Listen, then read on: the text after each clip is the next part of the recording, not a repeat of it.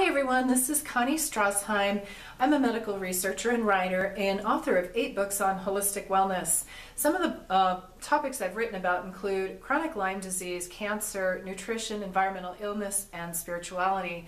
I've also completed a book series with Dr. William Lee Cowden, a renowned integrative medical doctor, and actually we're probably going to do more than 3 books, but so far we have 3.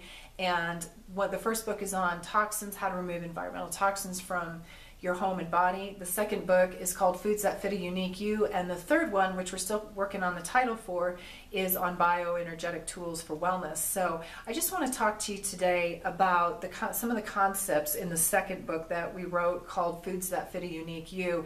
And this book is based on the premise and Dr. Cowden's experience that no two people are alike and everybody needs a unique diet. There's no such thing as one-size-fits-all dietary protocols that are effective for helping you to feel good and to lose weight.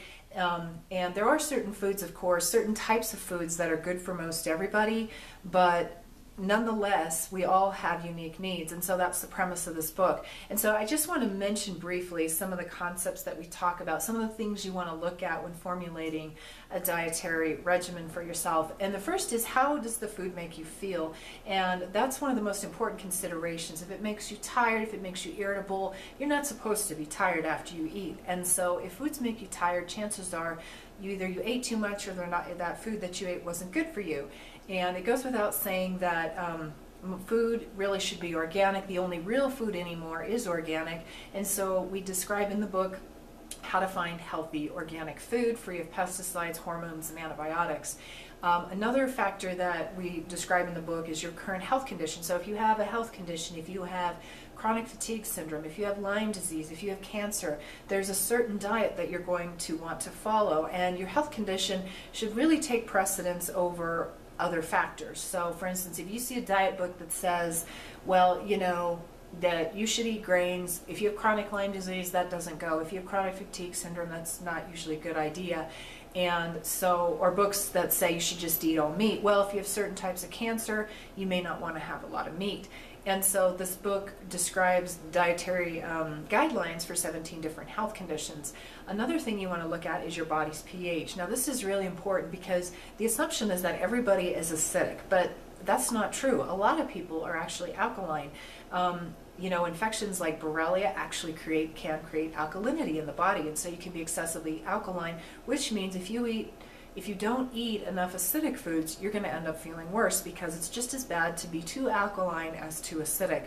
And also, my friend Dr. Nick Gonzalez, who treats cancer patients in New York, has found that a lot of his patients who were put on alkaline diets ended up feeling worse, because there are certain types of cancers that don't respond well to an alkaline diet. Now, you don't want to have an acidic body if you have cancer, but if your body's excessively alkaline to begin with, then, well, you want to eat foods that are going to push it more towards a balanced pH. So that's another thing we talk about. We also discuss metabolic typing, which was first developed by the dentist Dr. William Donald Kelly, and that was, I believe, in the 1950s or 1960s. And he wrote it based on the premise that we all process foods differently, and our metabolisms are different. And so we need foods that fit our particular type of metabolism. Now, when we talk about all these factors in the book, and then we also talk about food lectins and you know, foods that you want to avoid foods that cause your red blood cells to clump together.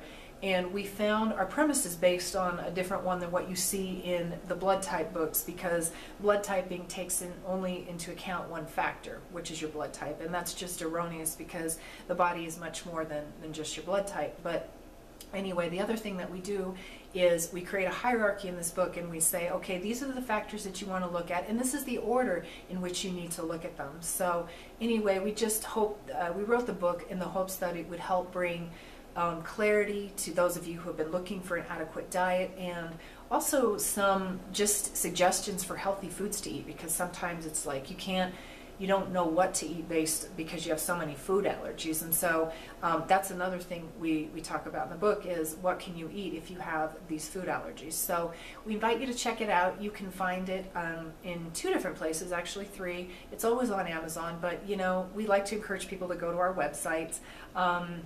And so the first website, my website is ConnieStrasheim.com, and then the Academy for Comprehensive Integrative Medicine, which is Dr. Lee Cowden's website, is ACIMconnect.com. So again, you can get the book at the Academy for Comprehensive Integrative Medicine website, ACIMconnect.com, or my website, ConnieStrasheim.com.